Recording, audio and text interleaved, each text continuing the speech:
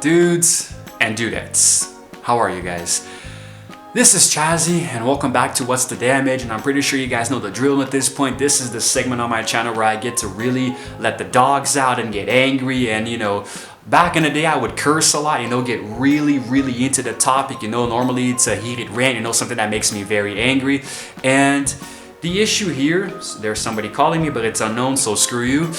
So today's topic is very tender. It's a little, stop calling me.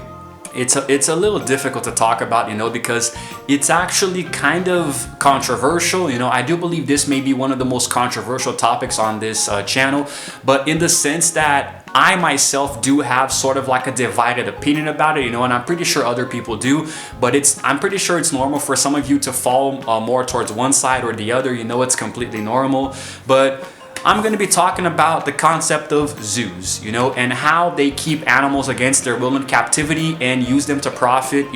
They use them as attractions and they kind of make money with their suffering, but it's a very tender topic to get into, and I'm going to explain why. Now, zoos have always been a place for you to be entertained, right? It is a form of entertainment. When you go there, you want to see animals in a safe and controlled environment. I guess more controlled than safe, because anything can go wrong at a zoo. You never really know what's going to happen with animals in cages. But it is wrong for a few reasons. Now, the first one is that you should never, under any circumstance, try to domesticate a wild animal. If an animal is in the wild, it's in its natural habitat. And there's always the concept of predator versus prey. Animals need to kill one another to survive. But in many cases, like there's a food chain. There's a whole ecosystem in a certain habitat in the wild. So sometimes you may think that there are more predators than prey, or vice versa, but there's always a balance. The predators consume the prey to maintain a certain amount of population. So for example, if you have a lot of lions in a savanna and you take a lot of them away, then their prey are going to proliferate out of control and throw the whole food chain out of whack. The same way, if you have more predators than prey, if you take away their prey, the predators will eventually starve, and they're going to probably go extinct, but that's in the long run. That's a long-term consequence. So there is always a perfect balance in every ecosystem that we see in the wild, but when you take an animal out of the wild, and you put it in a cage in a zoo, because I'm not sure how it works. Like, there are zoos who go to the wild and actually capture random animals and put them in cages, and some of them actually take them when they're young, when they're, little babies, and let them grow up in the zoo. That's also possible. Now, an animal that, whoops, sorry, I think I smacked my camera. An animal that grows up in the zoo is going to have a tendency to feel in a more familiar setting. It's going to be more familiarized with what you have there with what you have in the zoo. So it's going to grow up kind of being used to it, but it's always going to have an instinct inside of it, like a wild side. So if you ever release an animal from the zoo into the wild, I think there's this scientific study that depending on the animal, it might not even adapt, it might not survive, and it might actually prefer it's an enclosed environment, but every wild animal has a wild side. It has an instinct that you can never hope to fully control, even if you put it in a cage and exploit it for money. So it really does depend on the animal. I think that birds in general tend to live longer in captivity because they're more well fed and taken care of, than in the wild. Depending on the animal, they survive much longer in the wild. Whales and dolphins, obviously they live longer in the ocean because they have they have a bigger space to thrive, and you can't put them in a tank and hope that they're going to live for, but it depends. It depends on the animals, and I'm not an expert, so my opinion isn't really based on too much facts. It's just random knowledge. So, feel free to research this on your own for each individual animal species in a specific zoo. Now, when I was younger, I really used to like going to zoos and aquariums. I used to go to this place called Miami's Aquarium. I actually went multiple times as a kid.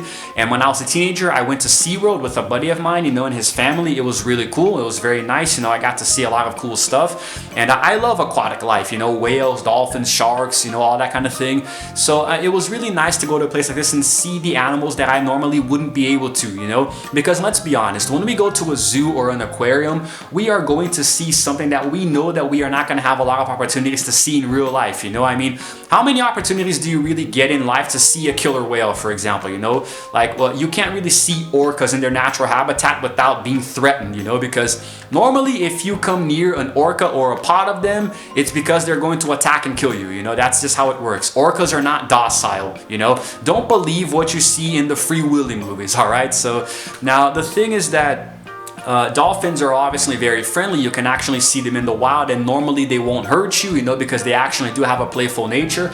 And in many instances, they have been known to even protect humans, you know, from sharks, for example, or other disasters. So it's really nice to see dolphins in their natural habitat, you know. When you put them in a cage, though, in a glass cage, you know, where they have a limited space to swim around, you know, and they like dolphins like to hunt, you know, and other animals too. They like to hunt for their food, you know. Orcas are going to they want to hunt seals, you know, and smaller fish. They actually enjoy the thrill of chasing something. So if you put one in a cage, you know, and like you're kind of like making it your slave, you know, you are giving it a certain time to be fed, you know, like if it's hungry, it's not gonna eat. It's only going to eat when you decided it's time for it to eat, you know? Now, we have seen a lot of instances over the years of people trying to control these things and it goes wrong, you know? There's a documentary, or was a documentary on Netflix called Blackfish, which was about a killer whale. I think the name was Keiko, who actually killed a trainer in SeaWorld, you know, who was a very experienced and veteran trainer who had many years of experience. And unfortunately, the whale dragged her to a watery grave, you know, because I don't remember what the context was, if it was legitimately just playing around with her and unfortunately it didn't know its own strength, or it actually got aggressive and intentionally killed her, you know. But she was killed by a killer whale, and it's really scary to think about, because even if you can train these animals well, like, would you really trust something this big and wild, you know? Because animals, killer whales, I mean, in case you guys don't know, these things are huge. You know, these things can grow to be really big and really heavy. And there was another instance of one jumping on top of a trainer over and over and over again to crush him because it was really angry, you know. So it's a very dangerous thing to play around with, guys, you know. So, and when I went to Miami Sea Aquarium, I saw a very big killer whale whose name was Lolita, if I'm not mistaken, and she was already big at the time, you know, and today she might be even larger. I do believe she is the largest orca in captivity, you know, and she's very exploited. You know, now as a fully grown adult, I can understand that it was wrong, you know, for me to be entertained by this poor thing in a cage, which, by the way, is a very small cage, you know. Lolita is a huge killer whale, and she is in a very small tank for something her size, you know, so it's like a human being in a small closet with no way out, you know, feeling very claustrophobic. And I never thought about that when I was a kid, you know. And animals in general, you know, there was a video that I saw some time ago on YouTube of a lioness, a very big lioness behind a glass cage, and a child looking up at her, and the lioness was like trying to claw at the little girl, you know, and I'm pretty sure it was just trying to, in real life, you know, it would have attacked and killed and ate the little girl, you know, it would have eaten her.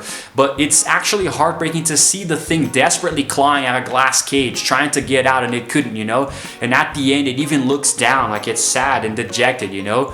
This is heartbreaking for me, you know, and I'm pretty sure that not a single animal enjoys being in captivity deep down, you know, especially when there's other people looking at it and making fun of it and laughing and taking photos with flashes that obviously, you know, make it feel like it's, you know, being tortured or something. Now, remember what I said at the beginning of the video when I said that I have a divided opinion about this? Well, here's the other part of the opinion. I do understand that sometimes a zoo or aquarium will actually take in an animal because it's hurt and actually help it to recuperate, you know, and sometimes they'll release it into the wild, but other times they'll actually keep it just so they can take care of it. Like if the animal is sick, they're gonna spend a few weeks nursing it back to health, you know, and I do understand that some zoos are not cruel to the animals, you know, like they actually take very good care of them, you know. It's the people who come to visit that sometimes abuse them, you know. There are instances where a person will fall into an enclosure and the animal will attack and kill them, and to me that's well deserved, you know, unless it's an accident. But still, there was something that is it makes me feel very sad whenever I remember. There was a long time ago, there was a gorilla, I think his name was Jumbo, where an instance where a little boy fell into his enclosure, you know, accidentally, and the gorilla actually took the boy under his wing and protected him from the other gorillas, you know. It actually kept him safe You know, it cared about the boy. It saw that he was in danger and took care of him until people could come and rescue him. And the biggest bullcrap thing one of the biggest bullcrap things I have ever seen in my life was how they killed the gorilla. The one gorilla who actually protected the boy, they executed him for no reason at all. They deemed him as a danger, even though he was helping the boy. He was protecting the child, man. So it's really, really unfair. It's really unfair because it doesn't make any sense. Because if it was a human, you wouldn't have done the same thing, you know?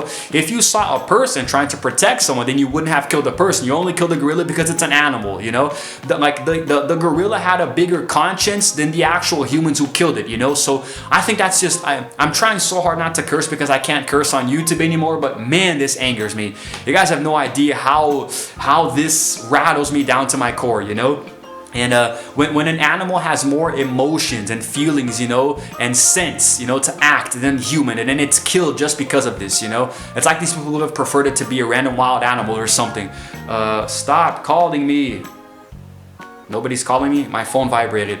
Anyway, the point is, guys, that, you know, depending on the animal and the way that it's treated, zoos are actually better, you know, because some species do live longer. Like, I am completely for you taking an extinct species and trying to preserve it in a zoo, in an aquarium, you know, it's cool, you know, and then, like, I don't know, maybe allow it to proliferate and then release some of them into the wild, you know. So I do understand that zoos are safe. You know, they are safe for the animals who are there, and some animals do even live longer in captivity, you know, but still, you really shouldn't try to mess with the circle of life, you know? Like I said earlier, nature has its own balance, you know? The ecosystems are perfectly balanced, you know? Animals only kill and eat when they're hungry, you know? Humans don't do that. Some people kill just because they want to, you know. We had the recent Atlanta shootings, all of these Asian hate crimes happening in the United States, you know. So humans kill even when they're not hungry. When there's no need, they kill, you know. Animals only do that when they're hungry. So there's always going to be a balance in the ecosystems, you know. There's never going to be they don't ever lose control of a situation, you know. They always try to keep things perfectly balanced, you know. So that's why I think that animals should always animals should always stay in the wild and outside of captivity. So I am all for the idea of abolishing zoos and aquariums completely. You know, we can seek entertainment, you know, elsewhere. You know, I would prefer to watch a documentary about animals than see them in an aquarium or a zoo, you know. And if I want to see an animal in real life, maybe one day I'll go on a safari or something, you know, an expedition, and stay very far away and see them from afar, you know. I think it would be much better. But of course, let's keep open the veterinary clinics, the places that can actually help the animals, you know, and maybe some rehabilitation centers where they can actually stay there to heal, but not necessarily be exploited for money like zoos do, you know. But that's just my opinion about this, guys. I wanted to voice what I think about it, you know, and hopefully you guys agree. And if you don't agree, tell me why. You know, if you disagree, I'm open to listening to different opinions that are you know, opposite of mine, you know. So it'd be nice to see what you guys think about that, you know. And I've been trying to control myself because I usually get very angry when I talk about this kind of thing. But that's it for now, okay? We're gonna move on to the next one. This is Chazzy signing out for now, and as always, I will see you guys in the next video.